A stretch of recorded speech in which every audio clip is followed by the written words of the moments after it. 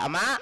Ngayon, dito lumalabas, kasi sabi ni Bato, ako ay manghihingi ng tulong kay Chis Escudero. Kung matutulungan niya ako, diba hanggang saan ang kanyang makakaya. Kanina nagbigay po, mga kababayan, ng statement or press conference itong si Senator Chis Escudero. Mga kababayan, ang Senado po ay kayang protektahan itong si Bato. Bakit? Dahil may utang na loob ba? Etong si Chis Escudero kay Bato dahil sa pagpili at pagtraidor nila kay Mig Zubiri, ito ba ang ipapalit? Pakinggan natin. Yung mga kaganapan itong nakaraang araw ay nagbigay sa akin ng halo-halong pakiramdam. Halong lungkot, inis, pagkadismaya, galit, pagkalito, at nagbunga din ng maraming mga katanungan na sinikap kong sagutin sa pamamagitan ng pagsisiyasat at gayon din pagbabasa.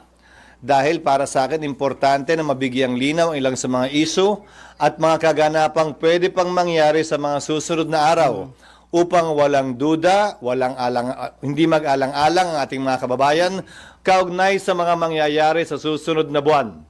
Hindi ko man masagot lahat ng katanungan, kaya itong sagutin ng iba't ibang ahensya kung saan nakabinbin ang mga isu at katanungang ito. Tulad ng sinabi ng Pangulo, ayon kay Secretary Remulla, hindi ito panahon para magdiwa. Okay, patuloyin ko lang muna. Baka may mabitin dyan, magagalit na naman kayo. Since ito ay hindi sa atin, kailangan ko talaga mag-comment. Whether you like it or not, mga kababayan, kailangan ko mag-comment kasi ito ay hiniram ko lang na video. Galing po ito sa ibang content creator. Okay? Para maintindihan po ng iba dyan, kasi nagagalit sila eh. Nagsasalita pa, singit ka ng singit, daldal ka ng daldal. Kailangan po yun. Para hindi po ma-demonetize yung channel natin. Ngayon, di ba, kung naiisip po ninyo mga ka-GP Natics, may katanungan po ako bago natin ituloy. Naalala nyo po, yung mga hinuli ng mga senador natin na may mga kaso like si Bong Revilla, Jinggoy Estrada, Joseph Ejercito Estrada, Gloria Macapagal, at kung sino-sino pa, mga kababayan. At si Leila de Lima, 'di ba? Si Leila de Lima ay hinuli din.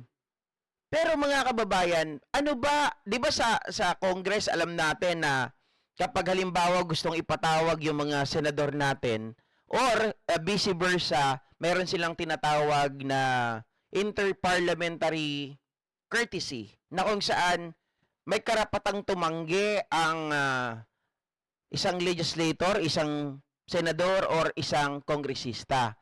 Ngayon mga kababayan, kung naalala nyo kanina, magbubukas po ng session o magbubukas po ng hearing itong si Amy Marcos regarding po sa pagkakahuli o pagkakaaresto kay Digong Duterte. Kasi sa pagkakaalala ko, para maprotektahan mo ang senador, it should be, mga kababayan, kailangan sila ay wala sa recess. Tandaan nyo po kailangan sila po ay merong ongoing hearing, ongoing, kumbaga, hindi sila nakabreak. Kailangan nagpa-function ang Senado. Now, kung mga kababayan, sabi ni Bato, gagawin lahat, maghihingi ako ng tulong kay Chis Escudero hanggang sa abot ng kanyang makakaya para ako ay maprotektahan. Kala ko ba, sabi ni Bato, bring it on! ICC! Dakdak ka ng dakdak dyan, Mr. Trillanes! Bring it on! Yung pala, mga kababayan, ibang sinisigaw kahapon, bring him home. Diba? Pero, eto, nung lumabas yung nakikipag-usap na raw pala yung asawa ni Senator Bato kay Chis Escudero, tila yung tapang ni Bato nawala. At biglang-bigla, itong si Amy Marcos nagpatawag ng hearing sa March 20. Mga kababayan, tandaan niyo po ito para po maprotektahan si Senator Bato, okay? Para maprotektahan ang isang senador, para hulihin, kailangan may session. Kailangan po hindi sila nakabreak. Mga ka-GP Natics, yung gawa ba ni Amy Marcos na pagpapatawag sa hearing ay magiging daan, mga kababayan, para maprotektahan itong si Senator Bato? Bigla pong pumasok sa isip ko yan habang nakikipag-usap po ako kay Ma'am Leticia Fernando na kung saan nakikipag-chismisan sa akin. And then, nagbibigay po sa akin ng mga ibang mga content. Okay? Sabi kong ganun, it seems like to me na ang ginagawa dito ngayon ay talagang papunta doon sa pagprotekta nila kay Senator Bato. Ito ba ay dulot ng tinatawag nating utang na loob? Dahil ibinoto si Chis Escudero para maging Senate President, mga kababayan? Yun po ang aking katanungan. Kasi those are the requirements para hindi po mahuli ang isang senador. Not unless you are going to surrender. Like what Senator De Lima did, mga kababayan. Siya po ay sumuko nun. Hindi naman siya pwedeng hulihin eh. Dahil ongoing ang session, hindi sila nakabreak. Pakinggan nyo to, mga ka-GP Natics. Dahil may matututunan po talaga tayo dito. To quote specifically, ayon kay Secretary Remulla, this is not a time to celebrate. At dama ko ang marahil pinagdaanan ng Pangulo na naging mabigat na desisyon ito para sa kanya. Ang pwede ko lamang may halintulad dito ay parang nung governor ako. Nung governor ako, may isang malapit akong kaibigan at kasamahan sa trabaho na inakusahan na pinatay. Yung di umano pumatay din sa kanyang ama 20 years ago. Bilang gobernador at bilang ama ng lalawigan. Yung akusado, yung pumatay ay kaibigan ko, kakilala ko at kasama ko sa trabaho. Yung pinatay niya, tiga Sorsogon din. Pero kinailangan kong sundin yung sinasabi ng batas at hanggang ngayon kinakaharap niya yung kaso at hanggang ngayon din nakapiit pa siya kaugnay ng ginawa niyang pagkakamali. Bagaman, sabi ko nga, yung kanyang tatay, nung 8 years old siya, pinatay nung taong yon pero inareglo yung kaso kung kaya't hindi nakulong. Hindi ko alam kung anong mararamdaman ko rin ng mga panahong yon. Kaya naging mabigat yung pinagdaanan marahil ni Pangulong Marcos kaugnay sa bagay na ito. Dahilan at rason para maging normal para sa bawat Pilipino rin na may maramdaman na kabigatan o pagkalungkot sa mga nagdaang kaganapan na napanood nating lahat sa telebisyon. Naniniwala kayo na legal yung nangyaring pag-aresto ng mga Jollibee Chicken Filet. Ay, ako po, nagpataras bigla. So saucy. process at saka yung pag-turnover sa ICC? Hindi na para sa akin sabihin kung legal yun o hindi dahil nakabinbin na yan sa Korte Suprema. Naghain na ng karampatang kaso para sa habeas corpus ang ilang individual at nakabinbin na sa Korte yan at pinakomentaryo na nga ang pamahalaan kaugnay niyan. Siguro mas kaya kong sagutin na tanong ay ito, papaano kung nanalo ang mga petitioners? Paano kung yung nag-file ng petition for habeas corpus, meaning produce the body, ay nagwagi at nagutos ang Korte Suprema na i-produce yung katawan at iuwi dito? Ano mang desisyon ng Korte Suprema, hindi binding sa ICC. Dahil wala namang jurisdiction ng ICC doon. Pero binding ang anumang... Mga kababayan, yun. Sorry, nalita ko ng pindot. Wala nang jurisdiction ng ICC since nandun na sa kanila. Mali. Wala nang jurisdiction ang Pilipinas kay Duterte since hawak na ito ng ICC. Mga kababayan, lumalabas dyan na kahit magkaroon pa ng habeas corpus, lahat ng kanilang petition ay pagbigyan ng Supreme Court, moot in academic na yan. Ibig sabihin, useless na yan, mga kababayan. 'Di ba? Nagsasayang lang sila ng oras. Nagtataka nga ako bakit itong sila Senator Bato, 'di ba? Nag-file sila ng petition instead na habulin nila na hindi mabitbit itong si Duterte. Bakit yung habeas corpus ang kanilang hinahabol? Bakit hindi nila hinahabol from the beginning? Kasi alam nila na kapag nabitbit na itong si Duterte, ay wala na silang magagawa. Sabi ko nga meron talagang nagtraidor. 'Di ba? sa mga opisyal ng pamahalaan. So kung mangyayari yon, ang gagawin ng korte, pag-uutos sa pamahalaan na gumawa ng mga hakbang para may sakatuparan yon sa pamamagitan ng pag-intervene halimbawa sa ICC, pero sa dulo, desisyon pa rin ng ICC yon dahil anumang desisyon ng Korte Suprema, binding lamang sa mga opisyal ng pamahalaan at mga Pilipino at sa Pilipinas kung saan siya may jurisdiction. So sir, mas malaking problema ba yun kapag naglabas ng ganong decision ng SC? Hindi siya problema. Yan ay magiging kautusan ng Korte Suprema na part of the law of the land. Sa gusto man o ayaw, sang-ayon man o hindi ang pamahalaan, ay dapat nilang sundin. Sir, about Senator Bato de la Rosa, nagkausap na po ba kayong dalawa? Nagkausap kami. humihingi siya ng anong favor or tulong hinihingi niya sa inyo?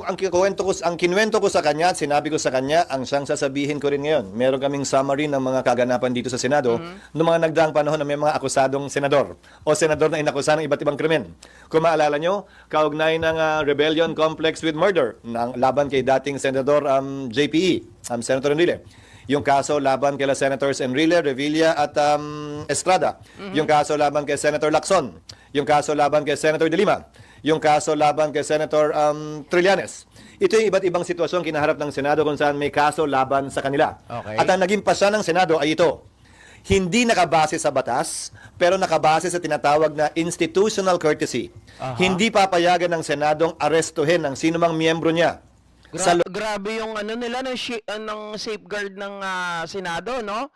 Mga kababayan, may safeguard na sila kapag iimbestigahan ng lower house, meron silang inter-chamber or parliamentary courtesy, dito may institution courtesy pa. Grabe, parang immunity to the max so ibig sabihin mga kababayan, paano, Senator Chis Escudero, mapoprotektahan ng Senado itong si Bato de la Rosa? Loob ng Senado. Lalo na kung merong sesyon. Okay. Ang pinakamatagal na namalagi dito sa Trillanes. Hindi nakabase sa batas, pero nakabase sa tinatawag na institutional courtesy.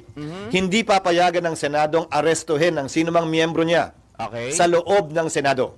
Alright. Wait natin The most Meron yan na itutuloy begins inside. Lalo na kung merong sesyon. Okay. Ang pinakamatagal na namalagi dito sa Senado ay si Senator Trillanes na namalagi Maliwanag, sabi niyang ganon. Merong institutional courtesy ang Senado. Hindi papayagan na ipahuli ang kanilang member, lalong-lalo na kung may session. Kung napapansin natin, bakit ko inuna si Amy Marcos? Ayaw ko naman talagang i-content yan. Para lang mabuo yung ating narrative, para mabuo yung ating kwento, mga kababayan, ang pag-uusapan natin, para lahat tayo dito magkaroon ng kaalaman, matuto tayo, di ba? Ako rin naman kumukuha sa inyo ng mga idea. Eto, kung natatandaan ninyo, sabi niya, kailangan may session. Di ba? May session para may apply yung institutional courtesy. Paano yan, Chis Escudero? Wala naman kayong session ngayon. You are on break. Mas pinili nga nila, sabi nila, nakabakasyon kami, bakit nyo kami pagagawin dyan? Bakit nyo kami pagtatrabahuin forthwith? Di ba? Bakit nyo kami, bakit nyo ginagambala? Nagpapahinga kami. Kami ay naglalakbay, nagta-travel abroad. Tapos biglang-bigla, mga kababayan, mga ka-GPnatics,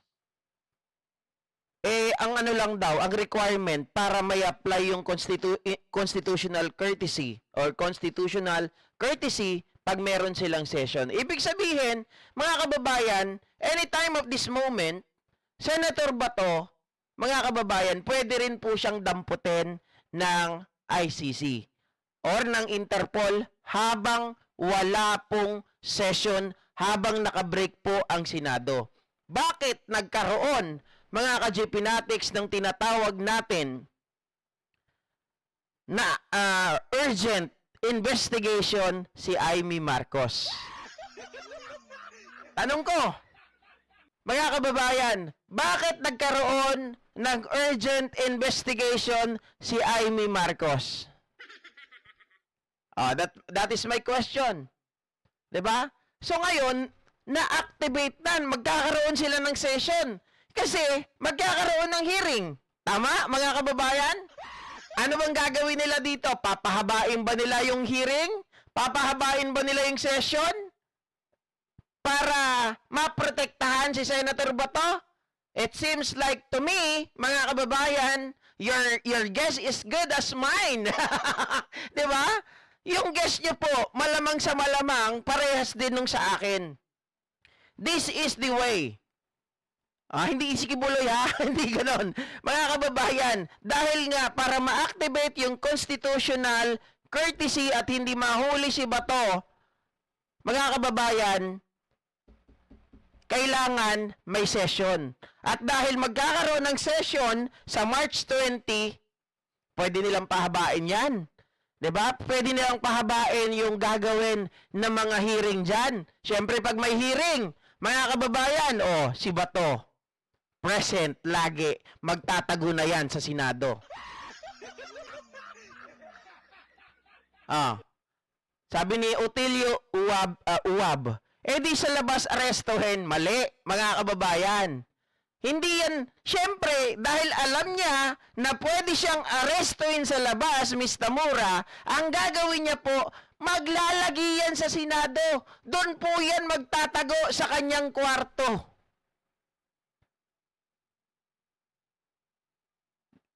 Nakuha niyo po yung gusto kong sabihin? Dahil nga ongoing pa yung hearing, may session, doon lang muna siya sa kwarto niya. Doon siya titira. Paano nyo mahuhuli yon? Sige nga, mga kababayan. Pero, may pangyayari. May pangyayari dyan eh. Ang alam ko yung kay Antonio Trillanes, mamaya hahanapin ko yung kung paano nahuli si Trillanes. Kay Dilima kasi, nag-stay siya sa kwarto niya, hindi naman siya pwedeng hulihin, si Dilima. Ang problema sa Murender, etong si Dilima. Sa Murender, kusa siyang sumuko. Kaya siya naaresto. Diba? Pero yung kay Trillanes, may ibang ginawa sa kanya eh. So parang tingin ko mga kababayan, etong mga senador na to, itong si Quezon, gumagawa ng paraan. Etong si Amy Marcos, ginawang daan para maprotektahan etong si Senator Bato at hindi mahuli ng ICC. Hindi nyo alam? Hindi nyo ba napapansin bakit urgent na urgent? Samantalang si Bato ang aligaga na baka hulihin siya bigla ng ICC. Dahil yung tatay nila nandun na sa dahig. Diba? May ano talaga. Ito ay talagang nakaplano. Si Bato na rin ang nag-divulge kahapon eh. Sabi niya nakikipag-usap na. Kakausapin ko si Senator Cheese. Natulungan niya ako sa abot ng kanyang makakaya. Tingnan nyo, mga kababayan. Yan ang ano. Kaya wala pong asenso ang Pilipinas dahil sa utang na loob. Diba? Doon sa merong mga kumpare, doon sa may mga kaibigan na matataas, na poprotektahan yung mga taong ito. Bakit yung sa impeachment, hindi nyo magawa ng paraan forthwith? Para magkaroon ng special session o kaya naman mga kababayan ay maumpisahan na itong investigasyon or impeachment trial ni Sara Duterte. Doon naman tayo sa good news. Doon tayo sa good news. Bibigyan ko naman kayo ng isang chance para matuwa sa buhay. Hindi, joke lang. Bibigyan ko kayo ng isang good news naman. Dahil magkakaroon po ng hearing. GP, may hearing na. May session na. Pwede ba na magtuloy-tuloy na yan? At dahil may session na, pwede bang simulan na yung impeachment ni Sara Duterte? Palagay ko, makakahanap ng butas. Yung ibang mga senador, bakit yan? Or yung ibang mga congressman natin at yung mga ibang tao na gusto nang umpisahan yung impeachment. Bakit yan? Kay Senator Amy Marcos, urgent investigation sa paghuli kay Digong. So dapat kami pwede din. May session na. Kung kailangan natin ng session, kailangan present kayo, di ba pwede na rin nating simulan yung impeachment trial ni Sara Duterte? Exactly, Brenda Barton. Tama po. Hindi naman po mahirap intindihin yan. Gagawin niya po yan na kanlungan. Gagawin niya po yan na kanya pong taguan. Bakit? Naiinis ba kayo? Pero totoo yan, sinasabi ko sa inyo guys. Balikan nyo yung video na to. Sige, i-bash nyo ako kung mali yung sinasabi ko na etong si Senator Bato can hide in Senate, mga kababayan. Kaya nga sabi ko sa ICC, hoy ICC, sabi ni Bato, bring it on. Bilis-bilisan nyo na habang wala pa yung gagawin nilang investigasyon. Para tong si Senator Bato ay hindi na makapagtago. Oh. Sabi ni Esther Molina, birds of the same feather, nagkampihan, OMG. Estrella Centeno, dapat ang impeachment ni Sara ang unahin ninyo mga ungas. Correct.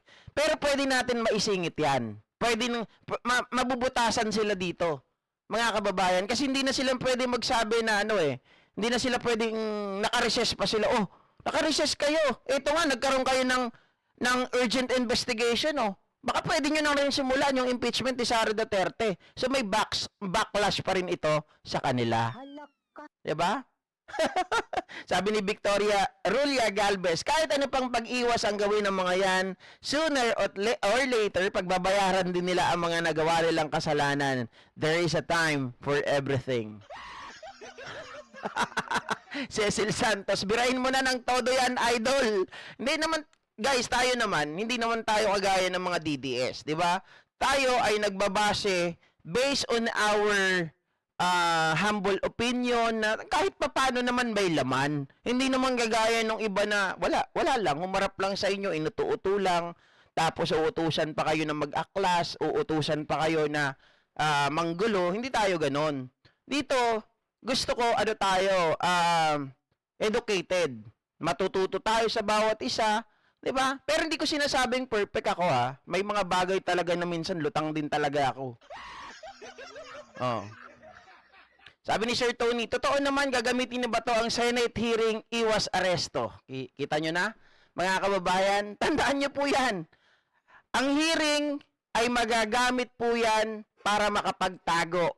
Simple lang yan. Si Bato, maninirahan sa kanyang kwarto. Diba? Doon lang siya titira. Hindi yan lalabas. Ang gagawin lang yan, magpapabili na pag may pagkain, magpapabili lang yan ng pagkain, mag-uutos lang yan, hindi yan lalabas doon sa kanyang kwarto hanggat may hearing. Kaya yung hearing na yan, matagal yan matatapos, maniwala kayo sa akin. Aabutin po mga kababayan, eto lang gagawin yan. O GP, bakit? Ilan lang yung hearing yan? Ang gagawin yan patatagalin. Halimbawa, hearing sa 20. Hanggang umabot po yan ng June 3. Yang hearing na yan. Kasi pag June 3, meron na silang, magre-resume na sila, balik na sila sa trabaho kaya nyo pa bang hulihin? Applicable na sa kanya yung tinatawag na, constitutional courtesy.